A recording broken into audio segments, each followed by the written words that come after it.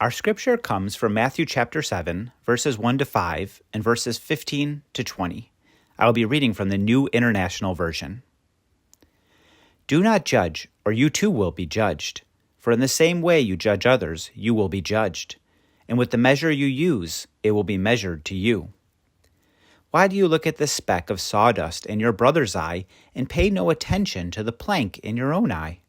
How can you say to your brother, "Let me take the speck out of your eye," when all the time there is a plank in your own eye? You hypocrite! First take the plank out of your own eye, and then you will see clearly to remove the speck from your brother's eye. Watch out for false prophets. They come to you in sheep's clothing, but inwardly they are ferocious wolves. By their fruit you will recognize them. Do people pick grapes from thorn bushes or figs from thistles? Likewise, every good tree bears good fruit, but a bad tree bears bad fruit. A good tree cannot bear bad fruit, and a bad tree cannot bear good fruit. Every tree that does not bear good fruit is cut down and thrown into the fire. Thus by their fruit you will recognize them. The word of the Lord. Thanks be to God.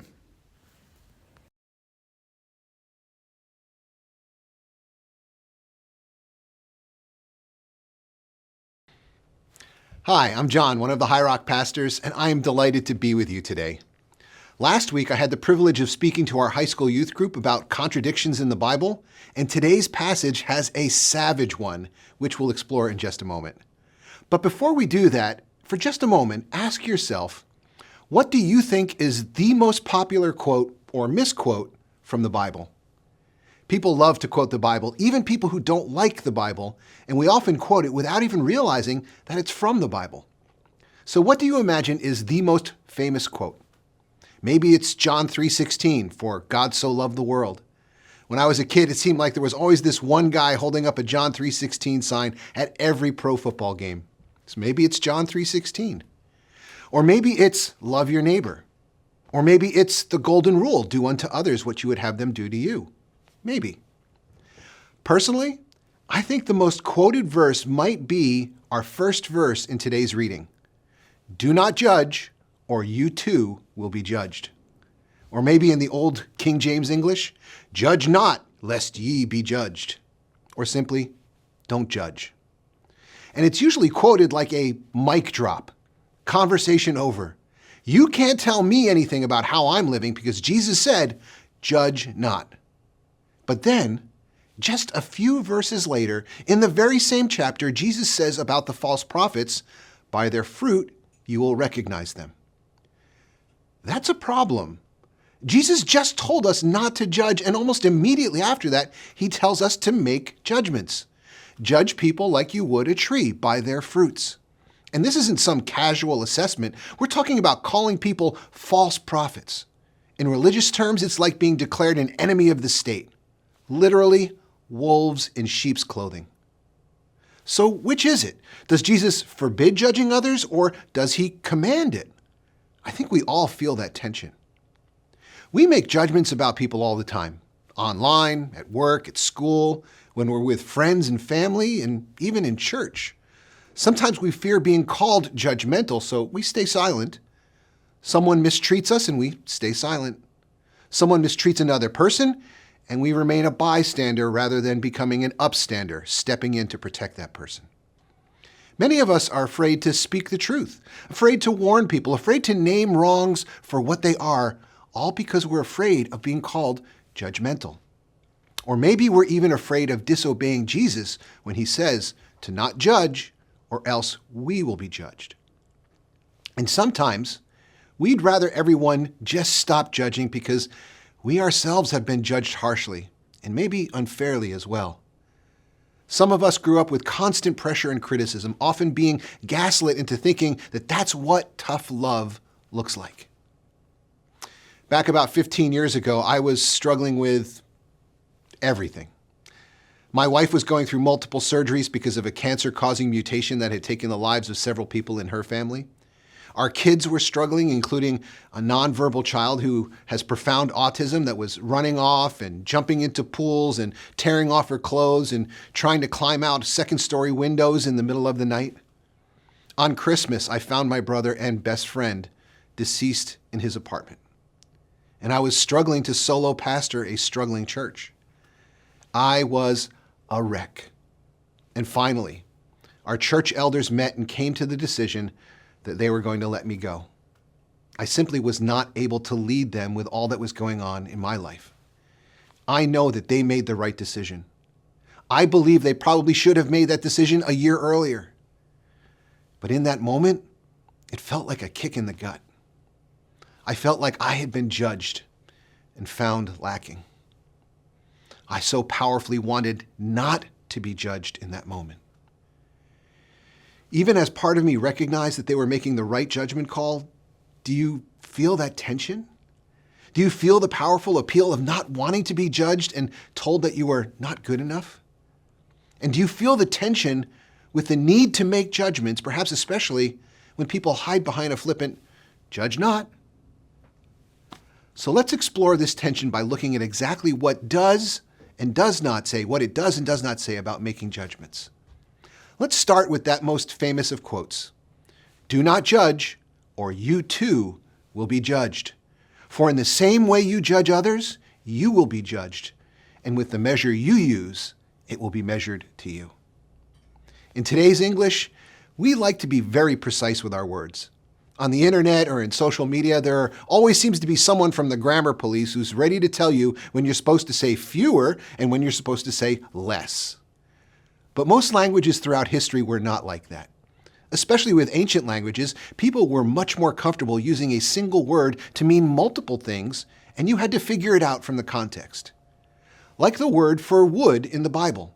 It can mean tree, it can mean pole, it can mean lumber. The context will tell you. Go to Home Depot and tell them you want to buy a tree so you can build a deck. Oh, you mean lumber, that's in aisle 3. But in ancient Hebrew and Greek, one word works for it all. Well, the word for judge can have several meanings as well. To judge can mean making a legal decision. It can mean to be discerning about what's right or wrong, what's wise or foolish. And sometimes to judge can mean to condemn, to act as if you're a judge in a courtroom, passing the final verdict on someone's worth, someone's status, someone's spiritual condition. And in this opening passage, given all the context clues, Jesus is clearly speaking about condemning others. He's forbidding the kind of judgment that assumes a superiority and delivers a verdict which we were not qualified or entitled to make. By saying do not judge, Jesus is not forbidding wise discernment. He is not outlawing loving correction. He's putting a stop to the kind of judgment that seeks destruction rather than restoration. He's banning the practice of assuming that you are better than others. Jesus is rejecting the idea that we can truly know the heart and true motives of another person. Jesus is shutting down the practice of making ourselves feel better by putting someone else down. We are called to elevate, not denigrate. We are exhorted to support, not crush one another. Jesus says, don't do it. Don't do it. Why not? For in the same way you judge others, you will be judged, and with the measure you use, it will be measured to you. It's like with the Lord's Prayer, forgive us our sins as we forgive those who sin against us. We're asking God to forgive us in the same way and to the same degree as we forgive others. And the same applies here. When we judge others, the heart with which we judge is the same way we are asking to be judged by God. It's a spiritual boomerang. This doesn't mean sin doesn't matter. It just means that you are not God. You don't get to pronounce the final verdict. I'm sure we all get tired of how every pastor seems to bash social media every week in every sermon. It's hard not to. The loudest voices tend to prevail, and we're all too happy to play God, to sit as judge, jury, and executioner. Or sometimes the flip side. Nobody that I like is ever guilty of doing anything wrong. Jesus says we must see clearly if we're going to judge in a way that is helpful. We have all seen how social media so quickly teaches us to judge quickly without seeing clearly. Sadly, sometimes the church isn't much different. Many of us have been burned by others who have weaponized morality against us, like modern-day Pharisees. And if the choice is being harshly judged on the one extreme and never being held accountable on the other, I get it. I think I'd rather have a judgment-free zone as well. Actually, maybe I'd rather just not bother with church at all. But Jesus doesn't say not to judge.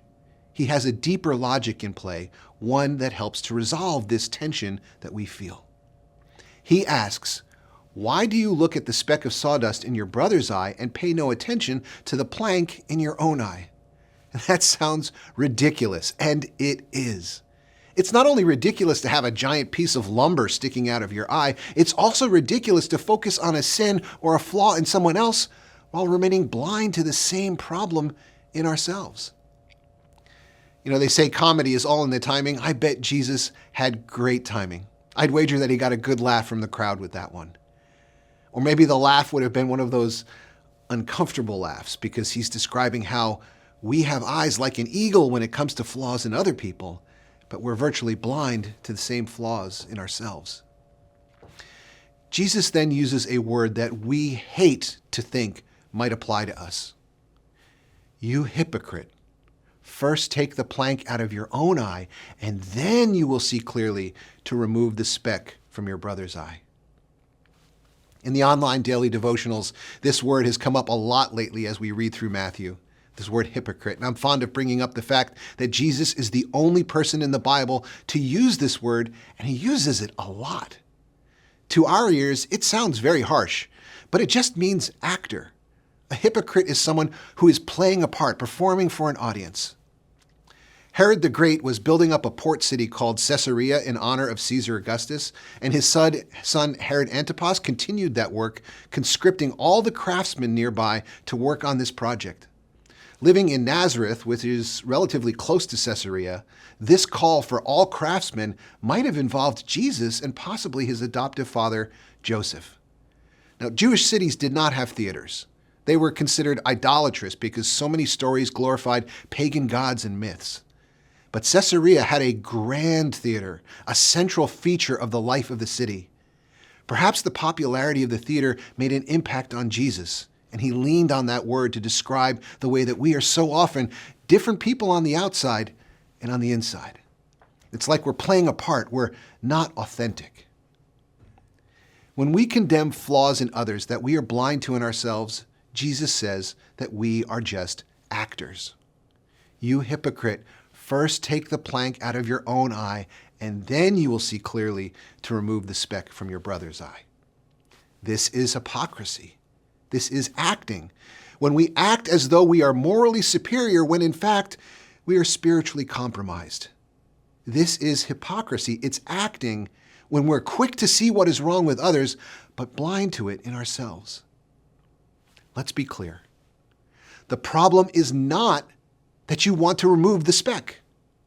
The problem is that you want to make a big deal about the speck in someone else's eye while refusing to even admit there's a problem with your own spiritual vision. Notice what Jesus does not say. He does not say, leave the speck alone. He does not say, the speck doesn't matter. He says, check yourself first. Then you'll be able to help others. Remember, the word for judgment can mean many things. We have to look at the context. And right here, Jesus says we should make judgments. We should take note of what's wrong and harmful in others, but out of love.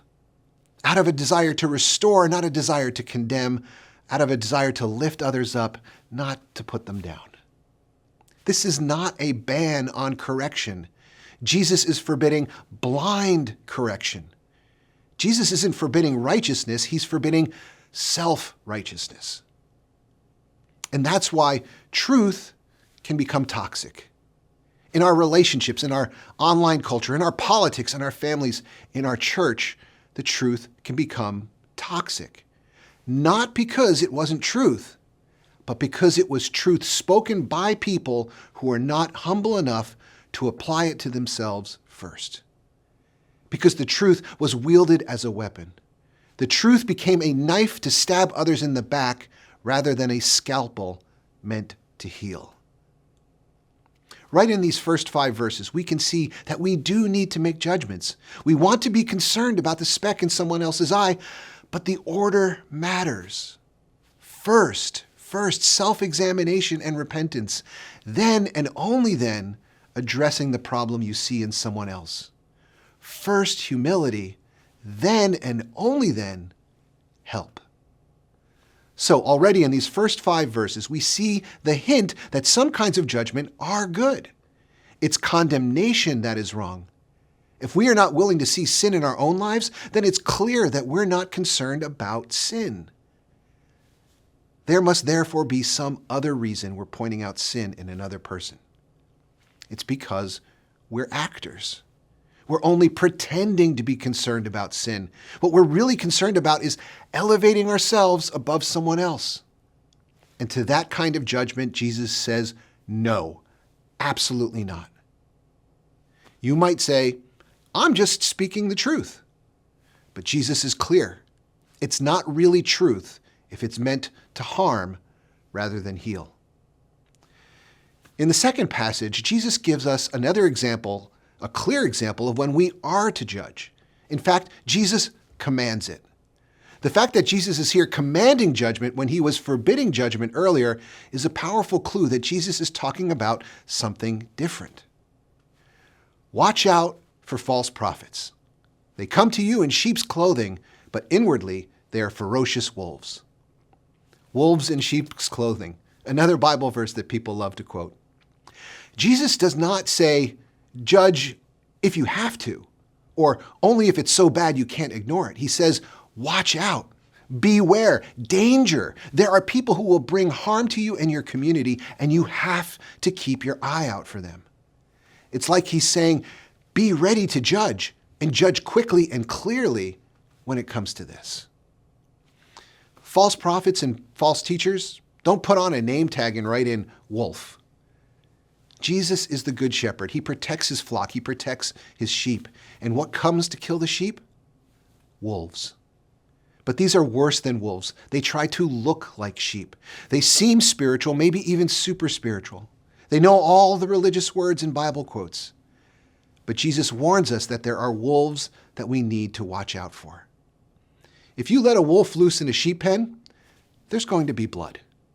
People are going to get hurt. People are going to take advantage of others financially or personally. People are going to be manipulated and abused. They will create divisions. That sounds terrible. Jesus commands us to make judgments here, to be wise and discerning. But how? How will we recognize such people? We're not God. We can't see into someone else's heart. Jesus has clear advice. You will recognize them by their fruit. In Israel, there's a tree called an arar tree. Arar means empty or hollowed out. It looks kind of like a mango tree with lovely fruit, but that fruit is just a lie. If you open up a fruit, it's empty. It's filled with hot air and what looks like spider webs. It's also poisonous. I have that image in my mind when I hear Jesus say, you will recognize them by their fruit.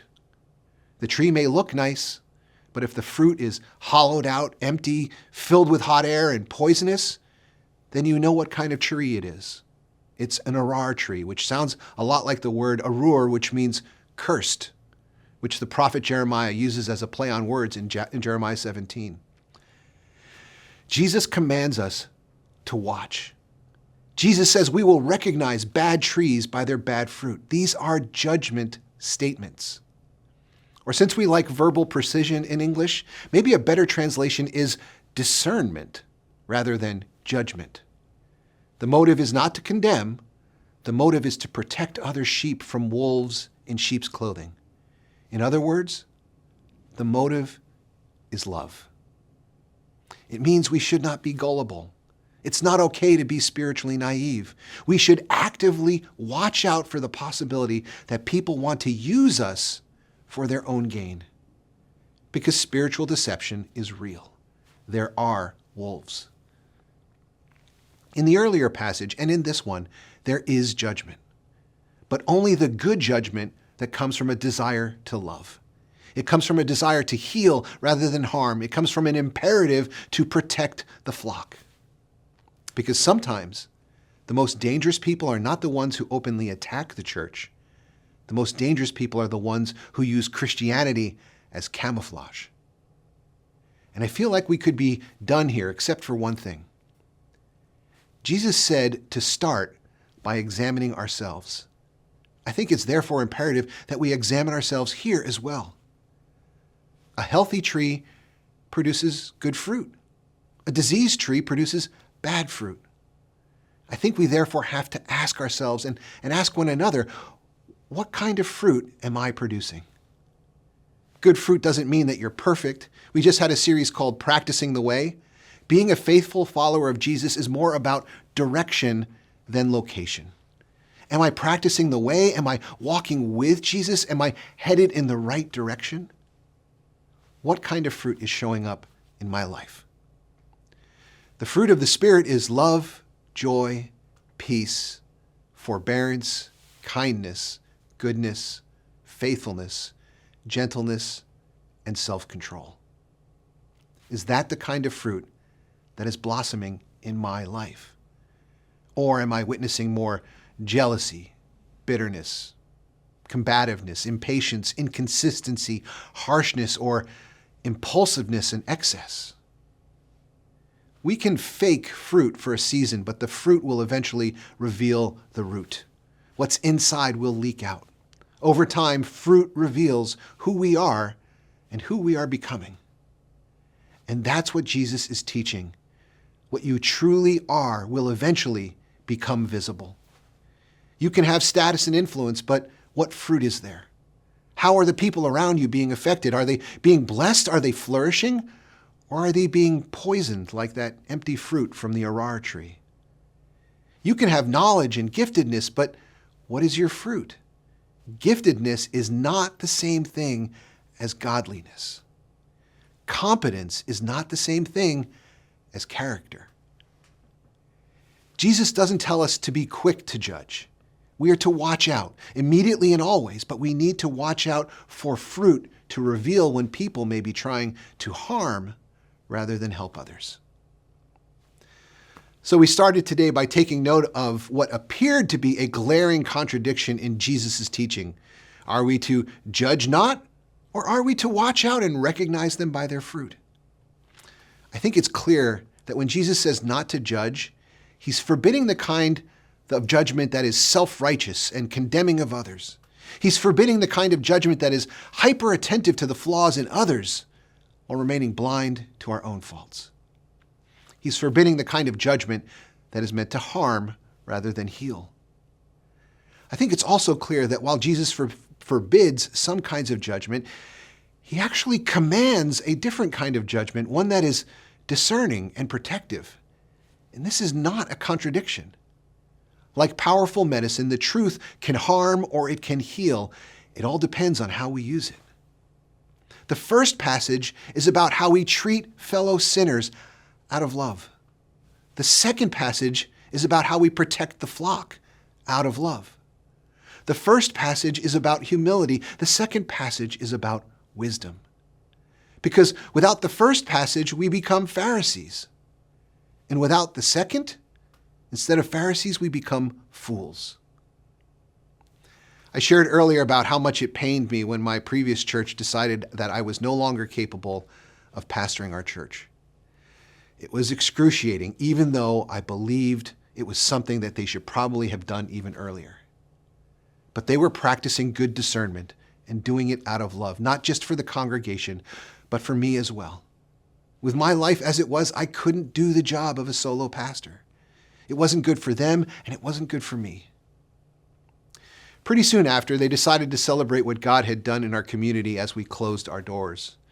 We had a party where so many people came who had come through our doors, and they joined together, even many of them traveling across the country to be there. I felt honored and loved by everyone there, and as painful as it was a good thing, a necessary thing. It was a judgment, a discernment in the best possible way. And through God's grace, I was able to accept it. Two of the people at that party were Pam and Art. I had helped to officiate their wedding back when Pam was a part of that church. And since that time, Pam and Art had started coming to Highrock. And at that party, they mentioned that Highrock had been looking for a pastor to young adults, and despite a year-long search, hadn't found anyone. And at that final party, they asked me if I might be interested.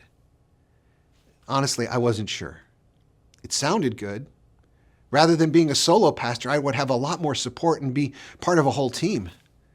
And I was struggling with just 3 kids. I thought it might be really helpful to be around Pastor Dave with his then 7 children then and now 11 plus. Now that was the end of 2011. I started an interview process with Highrock. I met with Dave and Eugene a number of times. I was interviewed by the entire staff and then the entire leadership team of the young adult ministry. And along the way, there was judgment and discernment at every step, not to condemn, but to love and support, and to protect the people I would be serving at Highrock. They needed to know whether I might be a wolf in sheep's clothing. That was 2011. I started in 2012, and I've been here ever since, and I love this place. I love this staff. I love all y'all. I'm glad to have been part of 2 different communities that did decide to judge and practice discernment. Not out of a desire to hurt, but out of a desire to heal and protect, even though the healing has often been painful. Jesus understood how hard this might be for us, but also how utterly essential. God is the only one who has the right to judge, and God will establish Jesus as the one to judge us all. We don't want to play God. That's Jesus' job. And he does something absolutely amazing and shockingly unexpected with that role. Jesus, the rightful judge over all the earth, the only one who has a right to condemn anyone, chooses instead to take the place of the condemned. At his trial and crucifixion, the holy and innocent one takes our place. The one who has the right to judge takes our judgment. He takes on the judgment of jealous religious officials. He subjects himself to the judgment of tired and cynical politicians. He suffers the scornful judgment of the crowds who hated that Jesus failed to live up to all their false expectations and demands. Jesus tells us not to judge, not to condemn, and then goes to the cross and proves that he means it. At the cross, Jesus faced judgment so we might not.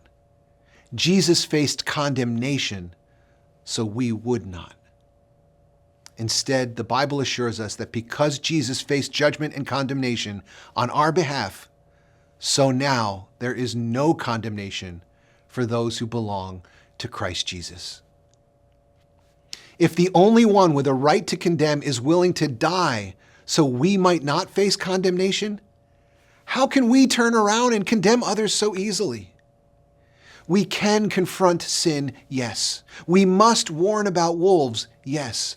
But we do it as people who have been forgiven, as people who know that we deserved judgment too, as people who live out the truth expressed in James 2:13, that God's mercy triumphs over judgment. It is only God's mercy that guards us from turning discernment into cruelty. May we all hold tightly to the truth that we live by the mercy of God. Amen.